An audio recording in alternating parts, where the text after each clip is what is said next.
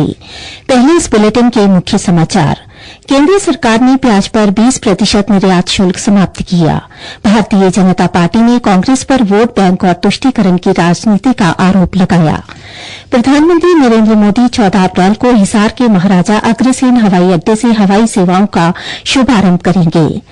मुख्यमंत्री नायब सिंह सैनी ने सभी खरीद एजेंसियों के अधिकारियों को गेहूं, जौ, चना व सूरजमुखी की खरीद के लिए सभी आवश्यक प्रबंध पूरे करने के निर्देश दिए। हरियाणा में आज विश्व तपेदिक दिवस पर लोगों को तपेदिक के इलाज बारे जागरूक किया गया। अब समाचार विस्तार से। केंद्र सरकार ने प्याज पर 20% निर्यात शुल्क समाप्त कर दिया है। नई दिल्ली में आज केंद्रीय कृषि मंत्री शिवराज सिंह चौहान ने कहा कि प्याज पर निर्यात शुल्क समाप्त होने से किसानों की उपज बिना शुल्क के वैश्विक बाजारों में पहुंच सकेगी और उन्हें अधिक मूल्य मिल सकेगा। मोदी सरकार किसान हितैषी सरकार है और किसान को लाभकारी मूल्य देना, ठीक दाम देना मोदी सरकार की प्राथमिकता है, प्रतिबद्धता है। प्याज पर 40% एक्सपोर्ट ड्यूटी लगती थी, लेकिन जब प्याज के दाम कम होने शुरू हुए और किसान को कम दाम मिलना प्रारंभ हुए, तब सरकार ने एक फैसला पिछले दिनों किया था कि प्याज अगर एक्सपोर्ट करते हैं तो एक्सपोर्ट ड्यूटी घटा के 40% से 20% कर दी जाएगी। और अब ये फैसला किया है कि 20% एक्सपोर्ट ड्यूटी को भी घटा के 0 कर दिया जाए। प्याज के एक्सपोर्ट पर अब कोई एक्सपोर्ट ड्यूटी नहीं लगेगी, ताकि हमारे किसानों द्वारा मेहनत से उपजाया हुआ प्याज दुनिया के बाजारों में जाए और किसानों को अच्छे दाम मिल पाए। उल्लेखनीय है कि घरेलू उपलब्धता सुनिश्चित करने के लिए पिछले वर्ष 13 सितंबर से 20% निर्यात शुल्क लागू किया गया था। केंद्रीय कृषि और किसान कल्याण मंत्रालय के अनुमान के अनुसार इस वर्ष रबी उत्पादन 2 करोड़ 27 लाख मीट्रिक टन होने की संभावना है। यह पिछले वर्ष की तुलना में 18% अधिक है। भारतीय जनता पार्टी ने आज कांग्रेस पर वोट बैंक और तुष्टीकरण की राजनीति का आरोप लगाया।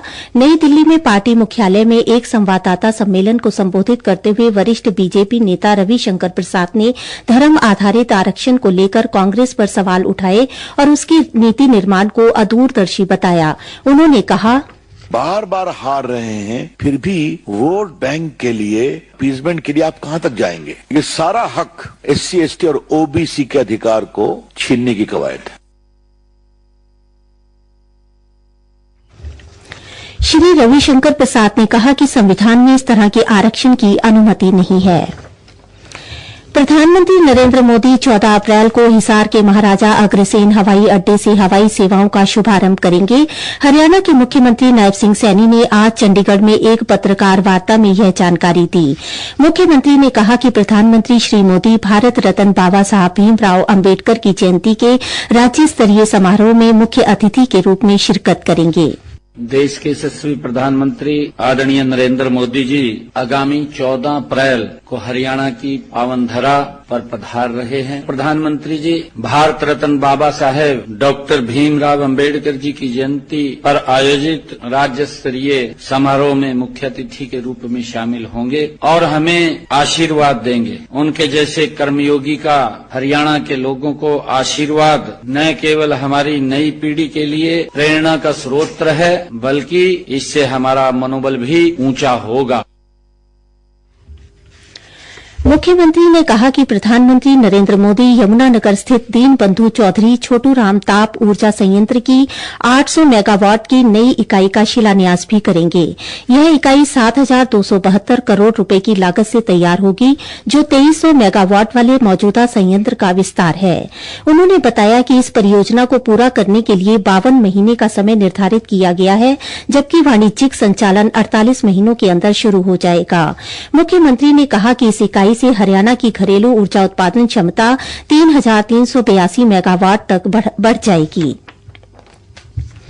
उन्होंने बताया कि हिसार में 4200 एकड़ में हवाई अड्डा और 3000 एकड़ में समेकित विनिर्माण क्लस्टर स्थापित किया जा रहा है। हवाई अड्डे के विकास योजना 3 चरणों में पूरी की जा रही है। मुख्यमंत्री ने बताया कि पहले चरण का काम पूरा हो चुका है। प्रादेशिक समाचार आकाशवाणी चंडीगढ़ से प्रसारित किए जा रहे हैं। हमारे बुलेटिनों और ताजा समाचारों के लिए आप हमारी वेबसाइट newsonair.gov.in पर लॉगिन कर सकते हैं। ये समाचार हमारे यूट्यूब चैनल और x handle Akashvani news Chandigarh पर भी उपलब्ध हैं। हरियाणा के मुख्यमंत्री नायब सिंह सैनी ने रबी खरीद सीजन 2025-26 के लिए गेहूं, जौ, चना व सूरजमुखी की खरीद करने वाली सभी चारों खरीद एजेंसियों के अधिकारियों को समय रहते सभी आवश्यक प्रबंध पूरे करने के निर्देश दिए हैं। इस बार एजेंसियों ने 75 लाख मीट्रिक टन गेहूं खरीद का लक्ष्य रखा है। गेहूं, जौ और चने की खरीद 1 अप्रैल से आरंभ की जाएगी, जबकि सूरजमुखी की खरीद 1 जून से शुरू होगी। गेहूं की खरीद के लिए 415 मंडियां, जौ के लिए 25, चने के लिए 11 और सूरजमुखी के लिए 17 मंडियां कायम की गई हैं। सरसों की खरीद 15 मार्च से 116 और मसूर की खरीद 20 मार्च से 7 मंडियों में की जा रही है।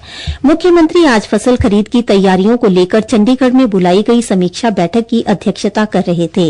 उन्होंने कहा कि गेहूं की खरीद के लिए पुख्ता प्रबंध सुनिश्चित किए जाएं और किसानों को मंडियों में फसलें बेचने में कोई दिक्कत न आए।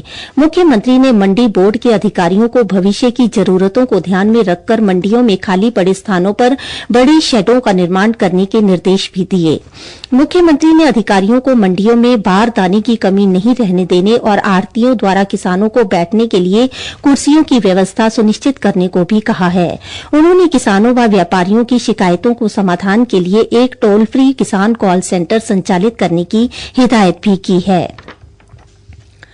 मुख्यमंत्री ने अधिकारियों को प्रायोगिक परियोजना के आधार पर रबी फसलों की खरीद अवधि को 15 से 20 दिन जारी रखने का कार्यक्रम बनाने के निर्देश दिए, ताकि किसानों को फसल बेचने में असुविधा न हो। हरियाणा में आज विश्व तपेदिक दिवस पर कई जागरूकता कार्यक्रमों का आयोजन किया गया। केंद्र सरकार द्वारा चिन्हित प्राथमिकता वाले जिलों में 100 दिन का टीबी उन्मूलन अभियान भी चलाया जा रहा है, ताकि तपेदिक के छूटे हुए मामलों का पता लगाया जा सके, मृत्यु दर में कमी लाई जा सके और नए मामलों को रोका जा सके। हरियाणा के ऊर्जा मंत्री अनिल ने आज मीडिया से बातचीत में कहा कि प्रदेश सरकार तपेदिक रोग के खात्मे को लेकर गंभीरता से काम कर रही है। हरियाणा सरकार टीबी के बारे में बहुत गंभीरता से काम कर रहा है और सभी स्थानों पर टीबी सेंटर खुलेंगे और अम्बाला शहर में भी एक आधुनिक टीबी अस्पताल की जिसमें सब सुविधाएं होंगी। मैंने आधारशिला रखी थी और जल्दी वो बन के तैयार हो जाएगा। उससे सारे हरियाणा को ही नहीं, आसपास के प्रदेशों को भी उसका लाभ मिलेगा। हम टीबी को पूर्णतः खत्म करना चाहते हैं।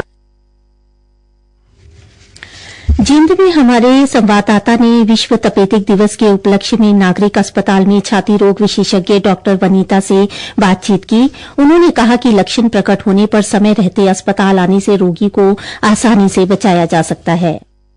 टीबी ऐसी बीमारी है जिसको इलाज संभव है, तो इसलिए इलाज टाइम पे हो जाए तो मरीज ठीक हो जाता है। जब भी मरीज को 2 हफ्ते से ज्यादा खांसी है, हल्का बुखार है, खांसी में खून आना, तो उसको अस्पताल आना चाहिए, जांच करानी चाहिए। टीबी एक तो फेफड़े की होती है और दूसरी फेफड़े के बाहर, वो एक से दूसरे में नहीं फैलती है, उसमें प्रिकॉशन रखने की जरूरत नहीं है। जो पल्मोनरी टीबी है उसमें भाई जो मरीज है वो मास्क लगा के रखे, ताकि जो दूसरे घर वाले हैं वो बचे रहे। मरीज मरता नहीं है टीबी से अगर उसको टाइम पर इलाज मिल जाए और उसको और कोई कोमॉर्बिडिटी ना हो। उन्होंने बताया कि अब टीबी का उपचार पहले से काफी आसान हो गया है। पूर्व में इसके उपचार के लिए रोगी को टीके भी लगाए जाते थे, लेकिन अब आधुनिक तकनीक के चलते मुंह से खाने वाली दवाओं से ही इसका उपचार हो जाता है। रोगी को केवल 6 माह ही दवा खानी पड़ती है। जैविक खेती को बढ़ावा देने व बेहतर स्वास्थ्य के लिए किसान युवा क्लब ने भिवानी में राष्ट्रीय स्तरीय किसान वसंत महोत्सव का आयोजन किया और जैविक खेती को लेकर किसानों के साथ चर्चा की। किसान युवा क्लब के सदस्य राकेश बेनीवाल ने बताया, हमने पहले 3-4 डिस्ट्रिक्ट में जो ऑर्गेनिक खेती किसान लोग कर रहे हैं उनसे संपर्क किया है। फिर उसको एक मंच पे लाने के लिए किसान युवा क्लब का एनजीओ हमने बनाया। जैविक खेती का बहुत ज्यादा महत्व है। तो अभी आप देखते हैं बड़ा रसायन का बहुत ज्यादा प्रभाव होगा जमीन के अंदर। भिवानी की मैं बात करूँ तो हर रोज 3 कैंसर पेशेंट डिटेक्ट हो रहे हैं और आगे जो है किसानों को यही जागरूक कर रहे हैं कि ऑर्गेनिक खेती को ही उगाना है। उसके लिए जो भी टूल हम उनको दे सकते हैं, हम अपने एनजीओ के द्वारा वो टूल उनको मुहैया कराएंगे। किसान वसंत महोत्सव में हरियाणा, पंजाब, उत्तर प्रदेश एवं राजस्थान से जैविक खेती करने वाले किसानों ने भाग लिया। इस अवसर पर जैविक खेती को बढ़ावा देने के लिए एक ऐप भी जारी किया। मुख्य समाचार फिर से। केंद्र सरकार ने प्याज पर 20% निर्यात शुल्क समाप्त किया। भारतीय जनता पार्टी ने कांग्रेस पर वोट बैंक और तुष्टीकरण की राजनीति का आरोप लगाया। प्रधानमंत्री नरेंद्र मोदी 14 अप्रैल को हिसार के महाराजा अग्रसेन हवाई अड्डे से हवाई सेवाओं का शुभारंभ करेंगे। मुख्यमंत्री नायब सिंह सैनी ने एजेंसियों के अधिकारियों को गेहूं, जौ, चना व सूरजमुखी की खरीद के लिए सभी आवश्यक प्रबंध पूरे करने के निर्देश दिए। हरियाणा में आज विश्व तपेदिक दिवस पर लोगों को तपेदिक के इलाज बारे जागरूक किया गया। इसी के साथ ही प्रादेशिक समाचार समाप्त हुए।